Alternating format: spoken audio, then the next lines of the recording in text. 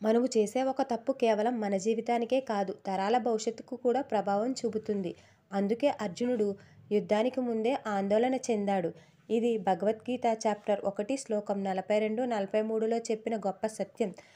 అర్జునుడు కృష్ణునితో, కృష్ణ, ఒక కుటుంబం కూలిపోతే కేవలం మనుషులే కాదు, పితృదేవతలు కూడా దుఃఖిస్తారు. వారికి చేయవలసిన పిండకర్మలు ఆగిపోతాయి, సాంప్రదాయాలు కూలిపోతాయి.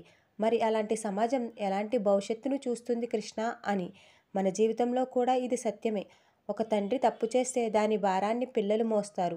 ఒక తరం విలువలు మర్చిపోతే తదుపరి తరాలు దారి తప్పుతాయి.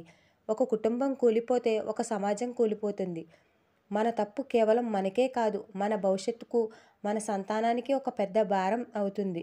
అర్జునుడి మాటలు మనకు ఒక శాశ్వత పాఠం చెబుతున్నాయి. మన తప్పులు మన తరాల భవిష్యత్తును నిర్ణయిస్తాయి. మనం నిలబెట్టిన విలువలు మన పిల్లలకు ఆస్తి అవుతాయి.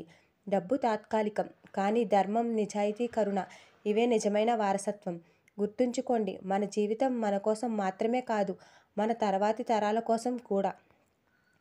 ఒక తప్పు ఒక కుటుంబాన్ని కూలగొడుతుంది, ఒక ధర్మం ఒక సమాజాన్ని నిలబెడుతుంది.